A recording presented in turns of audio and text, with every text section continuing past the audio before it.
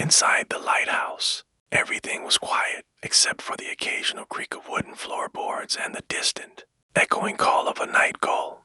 The keeper of the lighthouse, a kind old man named Elias, was preparing for his nightly ritual. He moved slowly, not because he was in a hurry, but because he had nowhere else to be. Everything in Cloudberry Cove moved at its own gentle pace. Elias lit a small oil lamp, the flame flickering and dancing like a tiny fire spirit. The light cast a golden glow on his bookshelves full of weathered maps and dusty journals. His favorite chair, an old rocking one with a thick, hand-woven blanket, sat near the window that overlooked the sea. He sat down, the chair creaking softly beneath him, and picked up a leather-bound journal. With a contented sigh, he opened it and began to read aloud in a low, soothing tone, even though no one else was there to listen. He sat down, the chair creaking softly beneath him, and picked up a leather-bound journal. With a contented sigh, June 15th, the clouds rolled in like shy ghosts this morning. Watched a pod of dolphins dancing through the waves, graceful as whispers. The wind carried the scent of lavender and salt, peaceful, very peaceful. He opened it and began to read aloud in a low, soothing tone, even though no one else was there to listen. Outside, the wind gently rattled the window panes. A soft fog had begun to roll in, muffling the sounds of the village and making the world feel wrapped in cotton.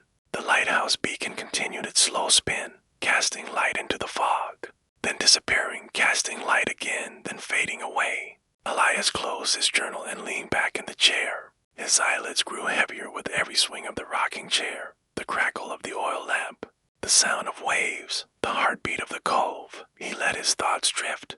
He imagined walking along the beach barefoot, the sand cool and damp beneath his feet. He imagined collecting smooth stones and placing them in his pocket one by one, until it jingled like a pouch of treasure. He imagined sitting on a large, flat rock, sipping warm tea from a thermos as stars bloomed above like silver blossoms. Back in the lighthouse, the keeper slowly nodded off in his chair. The flame in the lamp danced lower. The waves continued their endless lullaby, and the lighthouse watched over it all, steady, safe, serene, just like Cloudberry Cove. The lighthouse stood still through the night, its soft light sweeping over the sea, guarding the dreams of every soul in Cloudberry Cove. The village below slept peacefully.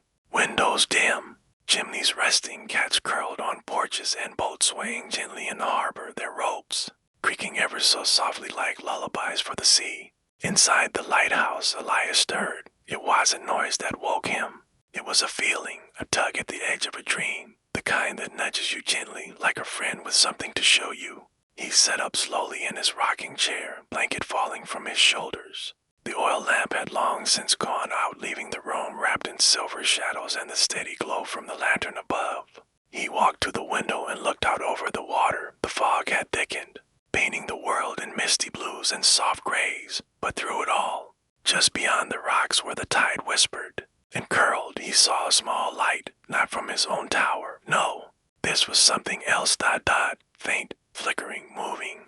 Curious but calm, Elias wrapped his shawl around him and made his way down the spiral stairs, each step echoing gently through the stone. He opened the old wooden door, and the cool sea air greeted him like an old friend. It smelled of salt and earth and distant rain. He followed the path past the lighthouse, through tall beach grass that tickled his hands, and down to the cove. The sound of waves grew louder, but still soft, still soothing. And then he saw her, a girl no more than 10 or 11, standing barefoot on the rocks with a lantern in her hand. Her dress fluttered in the wind like a moth's wing, and her hair glowed silvery in the moonlight. She didn't look lost. She looked like she belonged there as much as the sea itself. Elias approached slowly, careful not to startle her. "Evening," he said softly, his voice like warm driftwood. She turned to him and smiled, a small, knowing smile, like they'd met 1,000 nights before in dreams neither of them could remember. "Hello," she said, holding the lantern out toward him. "I think this is yours." Elias took the lantern. It was old, older than he expected, a design he hadn't seen in years. And inside, instead of a flame, it held a soft glowing stone, pale blue, pulsing gently like a heartbeat. He looked at her again, but she was already turning, already walking back toward the rocks. The fog wrapped around her like a blanket, and then she was gone. Only the sound of the waves remained. Elias looked down at the surroundings. It was warm, comforting, familiar. He made his way back up the hill, the light guiding him like a memory, like a story left unfinished. Inside the lighthouse, he set the lantern on the windowsill. The stone inside still glowed, quiet, steady, patient. And as he settled back into his chair, he whispered to himself, "Some lights don't show us the way. Some lights are meant to remind us that we're never truly alone." The waves kept singing. The stars turned slowly above, and the lighthouse watched on